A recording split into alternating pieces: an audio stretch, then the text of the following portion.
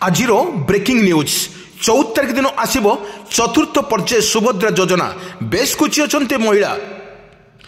ओम news 24 को स्वागत करुछि। आसंतु जिबा किछि गुरुत्वपूर्ण घटना पर नजर पकई नेबा। आसंतु जिबा सुभद्रा योजना को नहीं लगातार भाव में सरकार देउचंती सुभद्रा योजना।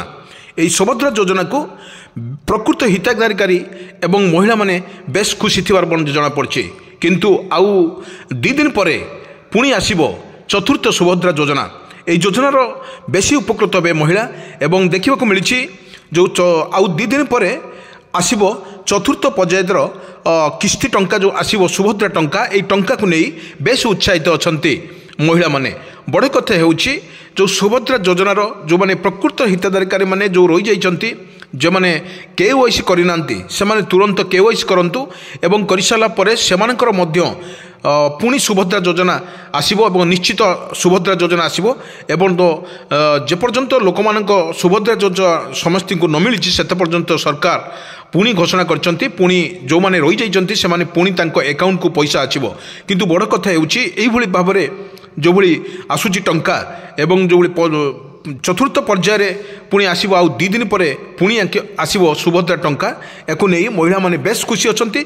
बड़ कथा हेउछि एई टंका को लेकिन महिला माने बा मिशन शक्ति माध्यम रे जो महिला मानक सशक्तिकरण करने माने सरकार ये गोटे नुआ प्रयास। यही पैसा को लेकिन से किसी क्षुद्र व्यवसाय करिवार मध्य योजना करछंती। सेथिपाई एही सरकार तरफ एक पैसा दबार व्यवस्था करछंती। आउ 2 दिन पर पुणी आसिबो सुभद्रा टंका। आसंतु पूरा वीडियो पर नजर पकईनेवा। मकर संक्रांति रे मिलिबो सुभद्रा चतुर्थ पर्याय टंका। योग्य हिताधिकारी को उपहार देवे सरकार। सुभद्रा योजनार चतुर्थ पर्याय टंका को नहीं चर्चा जोर धरिछि। टी पर्याय योग्य महिला आकाउंट रे प्रथम किस्तीर टंका पहुंचीबा परे चतुर्थ पर्याय को अपेक्षा करी रहिछंती अनेक हिताधिकारी। किंतु चतुर्थ पर्याय टंका डिसेंबर 25 देबाकु थिबा बेले एहाकु स्थगित रखा जाइछि।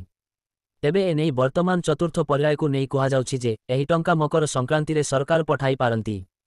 एही पर्याय रे प्राय 20 लाख रु अधिक हिताधिकारी को एही टंका प्रदान करा जिवो। जांच प्रक्रिया जारी रहिथिबारु एही पर्याय टंका विलंबरे दियाजिवो बोली सूचना दैछंती उप मुख्यमंत्री प्रभाती परिडा। सुभद्रा टंका पाइबारु वंचित रहिथिबा योग्य हिताधिकारी सुभद्रा पोर्टाल रे जाई निजर अभियोग दायर करि पारिबे। एहा व्यतीत एही योजना पाई ब्लॉक रे तयारी होइथिबा कमिटी निकटरे मध्य आपण निजर अभियोग लेखि पारिबे। एहा परे आरआई माने गांकु जाई तदारख करिबा परे देइथिबा रिपोर्ट अनुसार चतुर्थ पर्याय रे एही हिताधिकारी माननकु शामिल कराजिबो बोली कहिसंती उपमुख्यमंत्री प्रभाती परिडा। मकर संक्रांति रे मिलिबो एथि सहित रिजेक्ट लिस्ट जांच समय रे आधार वेरिफिकेशन कराइनेबाकु से हिताधिकारी माननकु अनुरोध करिसंती। तेबे जदि बायोमेट्रिक रे केवाईसी शेष बोली देखाउछि तेबे हिताधिकारी अचिंता रुहंतु। ओटीपी जरिया रे केवाईसी करिथिले मध्य बायोमेट्रिक करंतु।